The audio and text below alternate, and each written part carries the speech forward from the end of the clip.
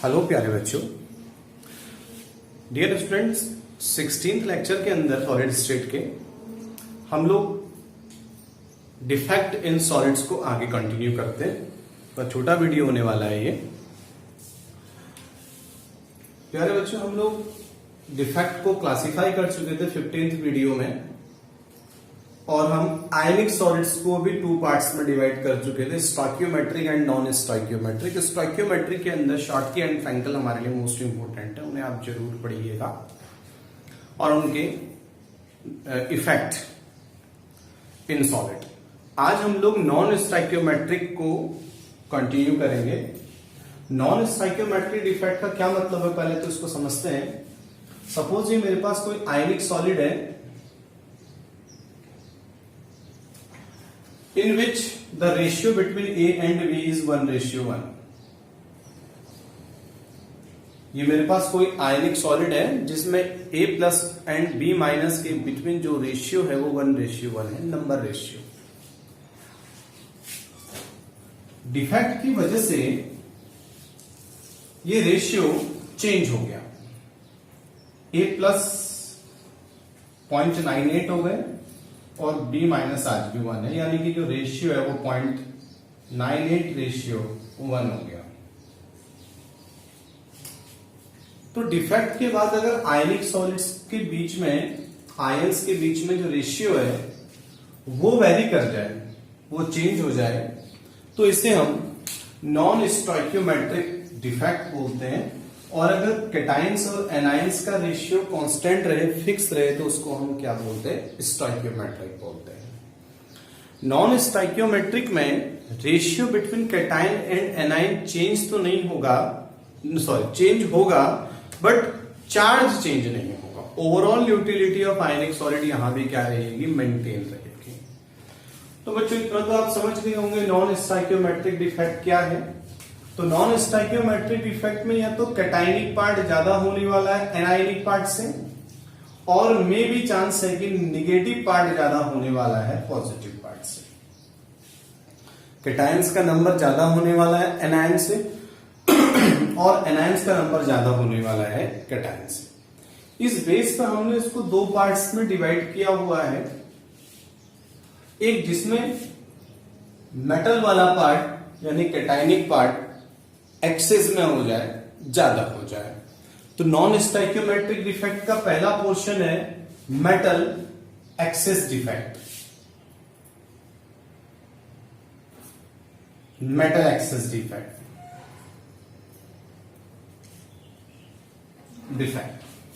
एक केस ये हो सकता है कि मेटेलिक पार्ट कम हो जाए और नॉन मेटेलिक पार्ट ज्यादा हो जाए। तो अगर कहीं पर ए का वैल्यू ज्यादा हो जाता है, आई मीन कैटाइन वाला पोर्शन ज्यादा हो जाता है, तो मेटल एक्सेस हो गया। और कहीं अगर एनाइन वाला पोर्शन ज्यादा हो जाता है तो ये मेटल डेफिशिएंसी हो गया, metal deficiency.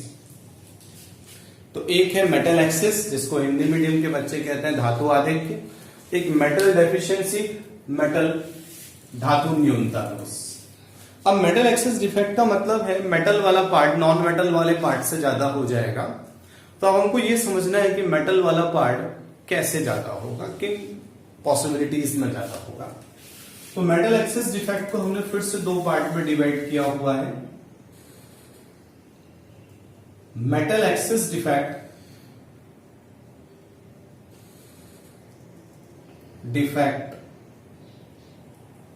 Due to anion vacancy.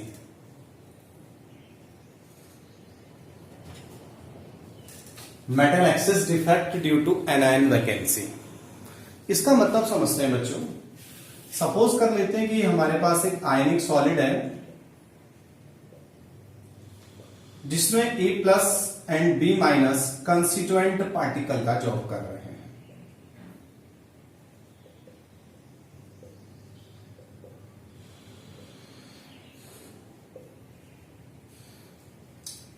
This is a perfect ionic solid. इस समय A प्लस और B माइनस का नंबर सेम है, तो ये आइडियल है, परफेक्ट सॉलिड है।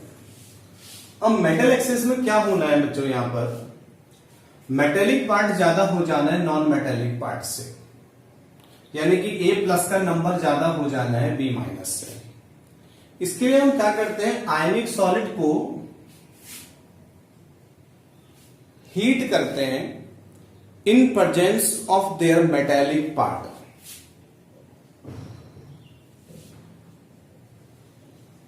ये चीज, इस आयनिक सॉलिड का मेटेलिक पार्ट कौन सा है, A है, और मैं आयनिक सॉलिड को A की प्रेजेंस में हीट कर रहा हूं, यानी मैं आयनिक सॉलिड को ऐसे इन्वायरमेंट में हीट कर रहा हूं जहां पर A यानी मेटल पड़ा हुआ है, मेटल की वेपर पड़ी हुई है, वेपर फेज। अब क्या होगा बच्चों, जब इस आयनिक सॉलिड के इन्वायरमेंट में इसका मेटेलिक पार्ट पड़ा होगा और हम इसको हीट कर रहे हैं, तो इसके अंदर से कोई निगेटिव वाला पोर्शन बाहर आ जाएगा, और जब इसके अंदर से कोई निगेटिव वाला पोर्शन बाहर आ जाएगा तो इसका नया फॉर्म क्या बनेगा, इसका नया फॉर्म कुछ ऐसे बनेगा,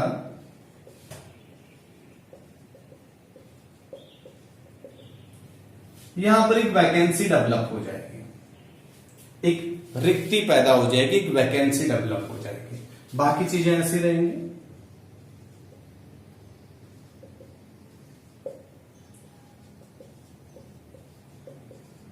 ये चीज, इसी को हम कहेंगे एनायन वैकेंसी। हिंदी मीडियम वाले बच्चे बोलेंगे ऋणायन रिक्ति। अब हुआ क्या कि जब B- और A कांटेक्ट में आए तो इन्होंने फर्दर रिएक्शन करके AB बना दिया, और AB के अंदर A+ है, B- है, तो आपको मालूम है यहां से तो B- आया, यहां तो A था, तो A+ में कब कन्वर्ट होगा, जब वो एक इलेक्ट्रॉन को लॉस करेगा, ये इलेक्ट्रॉन छोड़ेगा। क्लियर हो रहा है मैंने क्या किया, आयनिक सॉलिड को हीट किया उसके मेटेलिक पार्ट की वेपर की प्रेजेंस में, तो आयनिक सॉलिड से निगेटिव वाला पोर्शन मेटल के कांटेक्ट में आने के बाद एक नए आयनिक कंपाउंड का फॉर्मेशन कर रहा है, जिससे B- यानी निगेटिव पार्ट मेटल से बाहर निकल रहा है, और वहां पर एक फ्री स्पेस जनरेट हो रहा है जिसको हम एनायन वैकेंसी कह रहे हैं। क्लियर।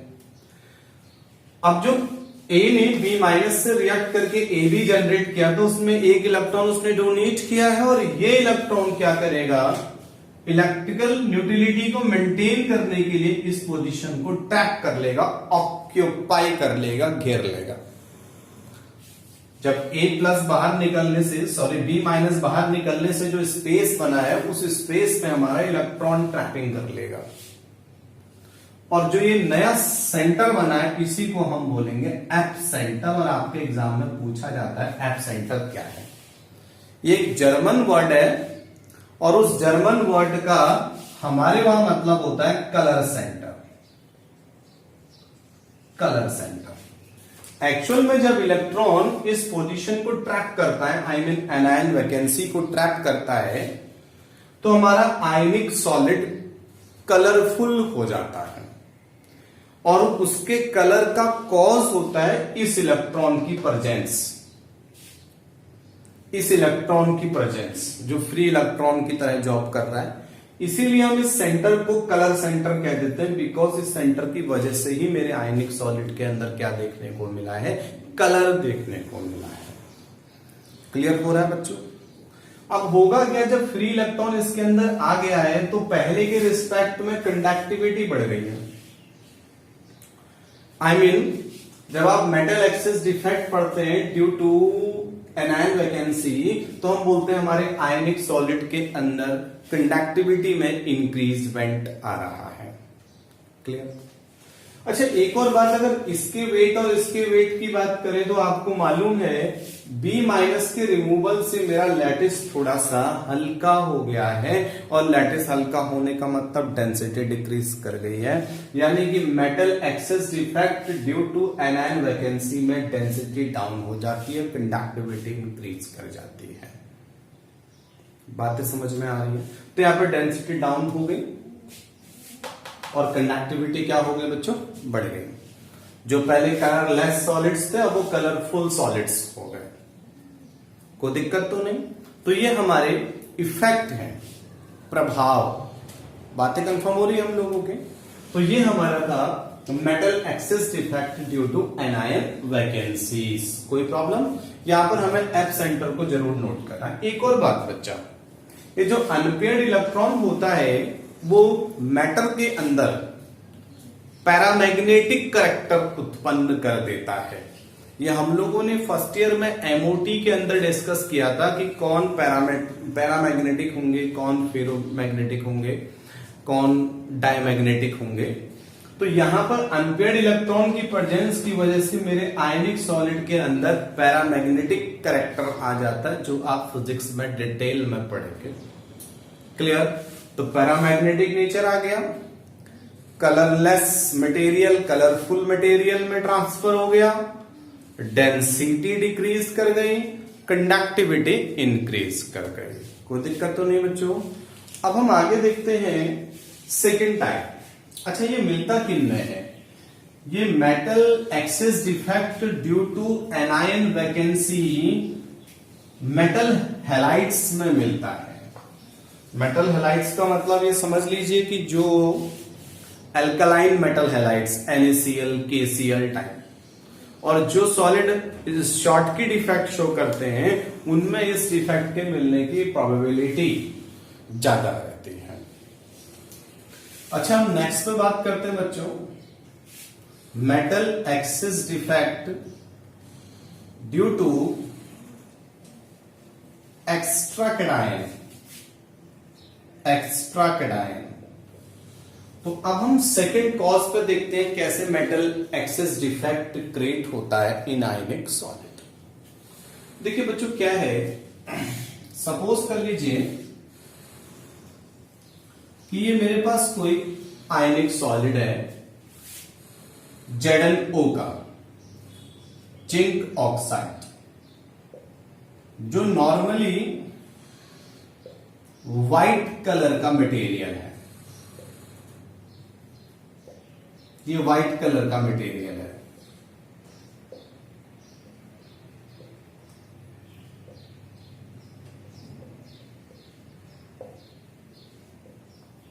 इस समय मैंने आपको एक परफेक्ट सॉलिड रिप्रेजेंट किया हुआ है। अब मैं इसको कर रहा हूं हीट, मैं इसे हीट कर रहा हूं। तो जब मैं इसे हीट कर रहा हूं तो ये क्या करता है बच्चों, इसमें से जो ऑक्साइड आयन है O-, ये O2 के फॉर्म में लिबरेट हो जाते हैं, गैस के फॉर्म में सॉलिड से बाहर निकल जाते हैं।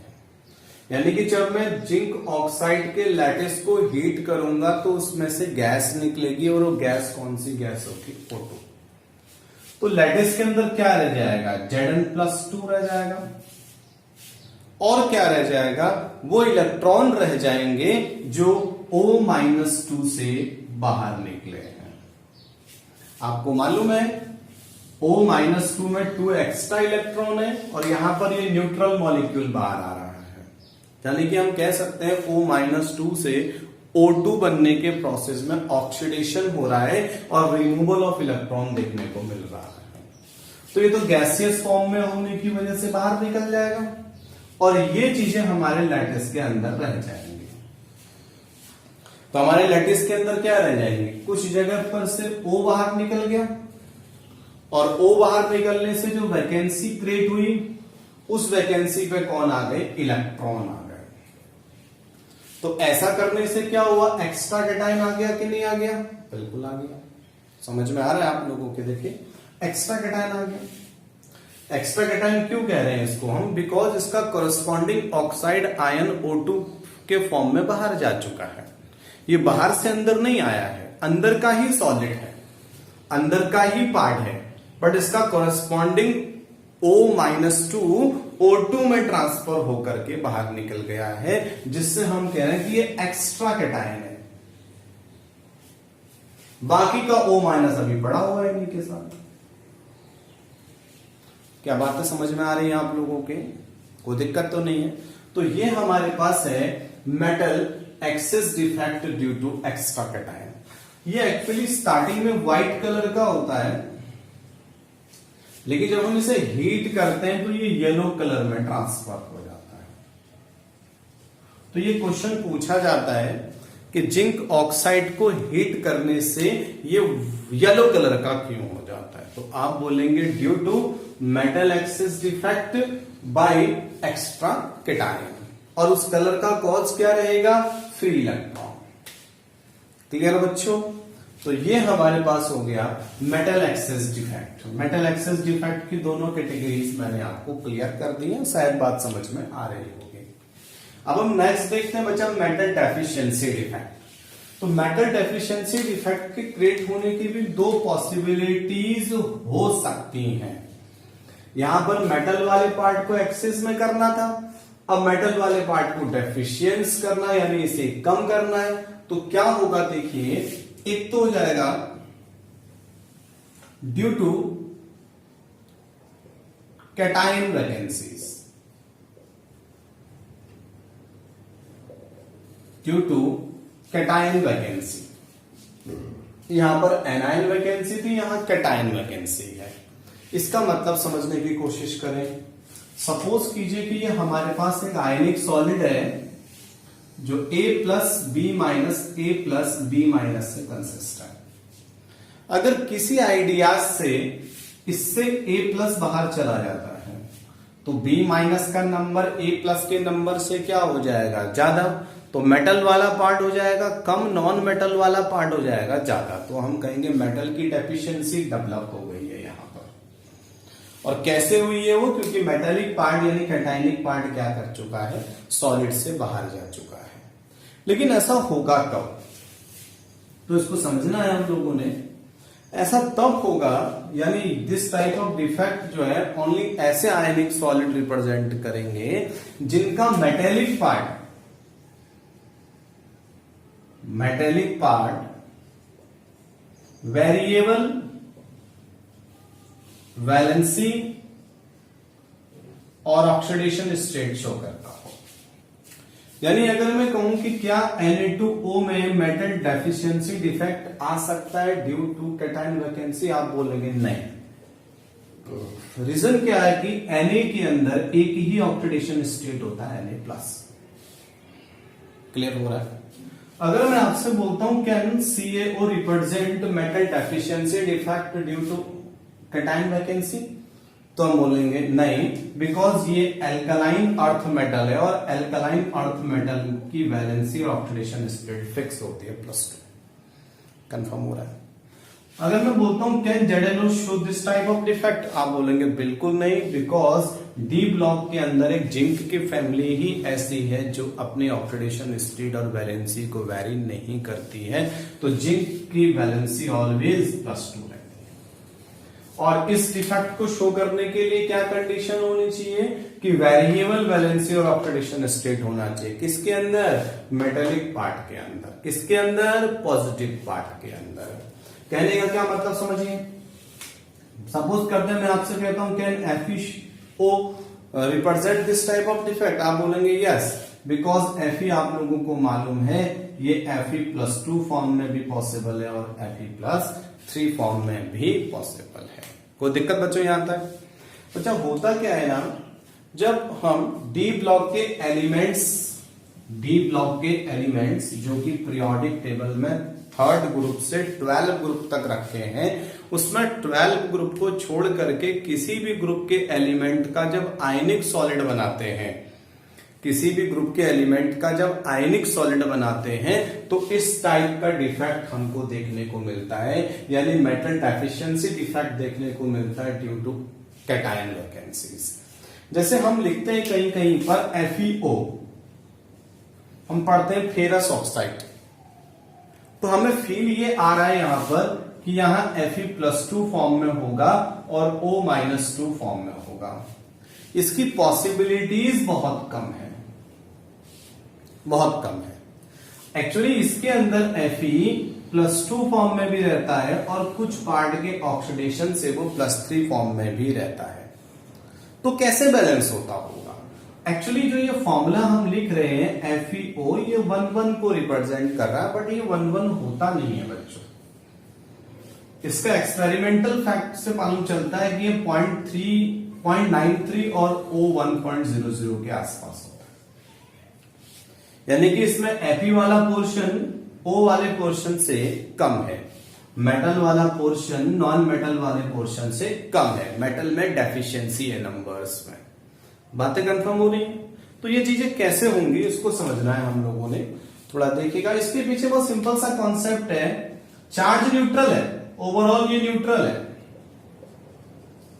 ऐसा नहीं है कि पॉजिटिव पार्ट का चार्ज कम हो गया और नेगेटिव पार्ट का चार्ज ज्यादा हो गया, ऐसा बिल्कुल नहीं है। आज भी न्यूट्रल है। तो कैसे न्यूट्रल हुआ? बिकॉज यहां पर सब Fe+2 फॉर्म में नहीं है, कुछ Fe+3 फॉर्म में भी है।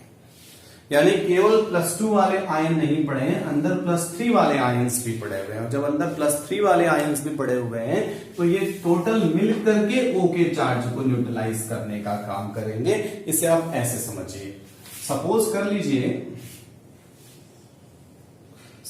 लीजिए कि ये मेरा कोई सॉलिड है AB, जिसमें A+ और +3 फॉर्म में एग्जिस्ट करने की A के +1 और +3 फॉर्म में मिलने की पॉसिबिलिटीज है। यानी मैं कह सकता हूं इसका ऑक्सीडेशन स्टेट +1 भी होता है, +3 भी होता है, तभी पॉसिबल है। अब हमने कहा कि ये हमारा आयनिक सॉलिड है जो A+B- से बना हुआ है, इस तरीके से ऐसे। अब अगर बच्चों में बोलता हूं कि 3 पोजीशन से A+ बाहर चला गया है, किसी रीजन से 3 पोजीशन से A+ बाहर चला गया है, तो यहां पर 3 यूनिट ऑफ पॉजिटिव चार्ज कम हो गया।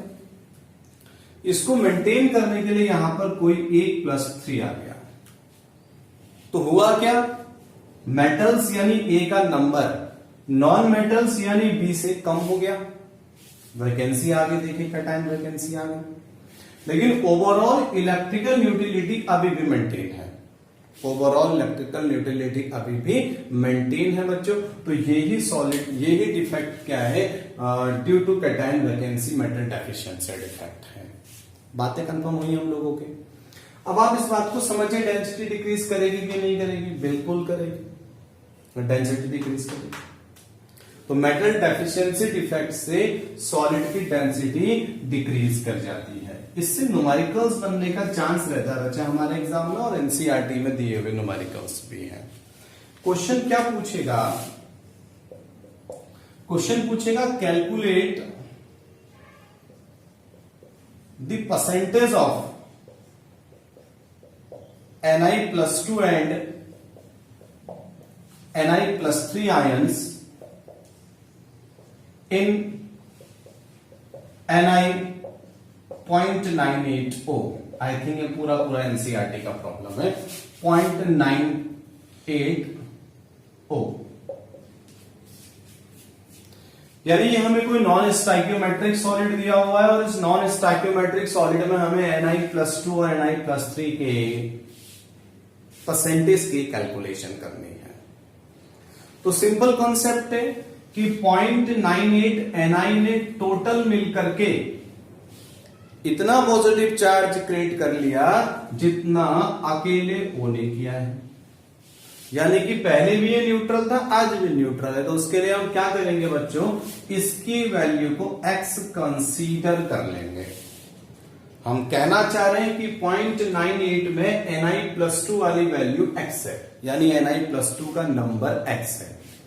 जब इस 0.98 में Ni+2 का वैल्यू x है, तो Ni+3 का वैल्यू कितना होगा बच्चा? 0.98 - x। क्लियर है? अगर मैं Ni+2 का टोटल चार्ज निकालूं, Ni+2 है कितने मेरे पास? x है, और 1 पर कितना चार्ज है? 2 है। तो यहां पर 2x तो पॉजिटिव चार्ज इसकी वजह से आ जाएगा, और मैं इसकी वजह से पॉजिटिव चार्ज निकालूं। समझने की कोशिश करें, इतने नंबर में हमारे पास Ni+3 है, और 1 में कितना चार्ज है? +3। तो टोटल चार्ज कैसे निकल कर आएगा? +3 × 0.98 - x। इतना हमारे पास पॉजिटिव चार्ज यहां से आएगा। क्लियर हो रहा है? तो ये टोटल पॉजिटिविटी। अब मैं निगेटिविटी चेक करता हूं। मुझे मालूम है मेरे पास 1 ऑक्सीजन है, तो 1 × O का चार्ज -2 = 0। एक सिंपल इक्वेशन बनेगी 2x प्लस 8 3 जा 24, clear, 29 27 29 a point minus 3x माइनस 2 इक्वल्स टू 0। इसको हम सिंप्लीफाई करेंगे बच्चों। तो सिंप्लीफाई करेंगे तो x की वैल्यू आ जा रही है 0.94। ये x का नंबर आ गया। जब x का नंबर आ गया तो इसका मतलब मुझे ni+2 का नंबर मालूम चल गया, दैट इज 0.94। अगर मुझे परसेंटेज निकालना है तो कैसे निकालूंगा? ni+2 का परसेंटेज निकालना है तो 0.94 अपॉन टोटल इंटू 100। तो ये ni+2 का परसेंटेज आ गया।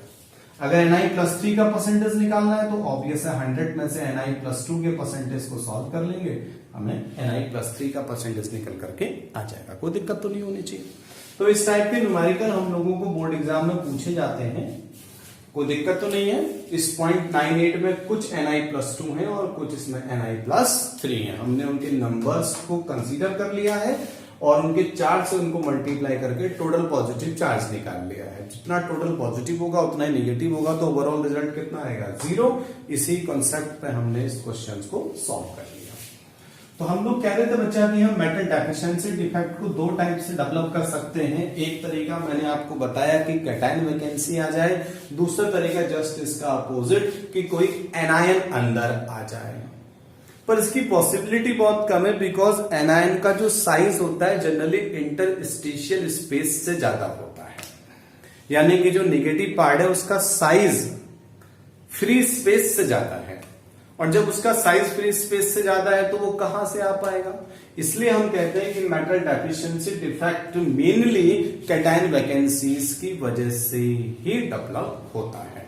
तो सबसे पहले हम लोग एक क्विक रिवीजन ले लेते हैं इस बात का कि हमने डिफेक्ट को स्टार्टिंग में दो पार्ट में डिवाइड किया था, molecular and ionic, sorry point and line defect.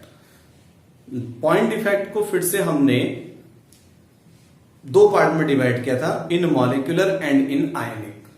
Molecular के अंदर हमने 4 पॉइंट्स पढ़े थे, आयनिक के अंदर हमने 2 पढ़े थे, स्टाइकियोमेट्रिक, नॉन स्टाइकियोमेट्रिक। स्टाइकियोमेट्री के अंदर 4 पढ़े थे, जिसमें से 2 हमारे लिए इंपॉर्टेंट है, शॉर्टकी और फ्रैंकल। नॉन स्टाइकियोमेट्री के अंदर हम लोगों ने 2 पढ़े थे, मेटल एक्सिस, मेटल डेफिशिएंसी, जो मैंने आपको एक्सप्लेन कर दिए हैं। एक वीडियो और आएगा बेटा सॉलिड स्टेट का, फिर हमारा सॉलिड स्टेट कंप्लीट हो जाएगा। उसके बाद अगर प्रॉब्लम बेस्ड कुछ करवाएंगे तो ठीक है, अदरवाइज नेक्स्ट चैप्टर स्टार्ट करेंगे। Thank you so much.